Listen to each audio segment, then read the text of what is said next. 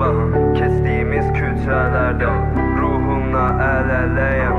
İstəyirsən gəlsən də həsrətəm gözlərinə, ölümdən baş-başayam. O məsum baxışlarım harda itib görəsən. Buradayam yanında bak, kestiğimiz küçelerde ruhumla el-eleyem. İstəyirsən gəlsən də həsrətəm gözlərinə, ölümdən baş-başayam. O məsum baxışların harda itib görəsən. Rəssamam şəkillərin sənətimdir, təkcə qələm verək mən həmişə bəs edirdi. Şair oturub dayanmadan yazır, pozur gecə. Mən də şeylərimi təkcə sənə əsr edirdim. Mən səhv edirdim, gec olsa dərk edirdim. Bu qədər idisə necə axı heç edirdin? Mən bilirdim, yenə də səbr edirdim. Çünki kiçik ümid belə olsa bəs edirdim. Getdiyin yerdə gözləyirəm hər gün, bitməyən hekayəydi, dillərə dastan. İstəyirəm saçlarında yuxuya gedim bir gün. Gəl yenə başlayaq hər şeyə başdan.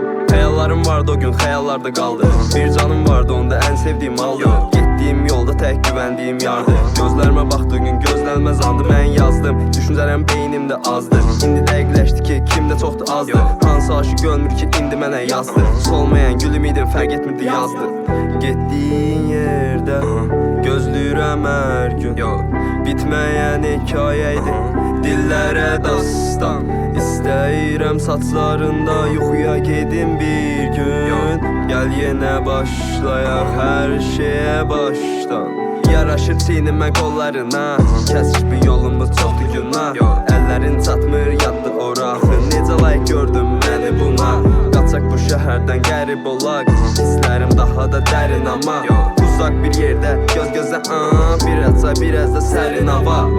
Getdiyin yerdə gözləyirəm hər gün, bitməyən hekayəydi, dillərə dastan.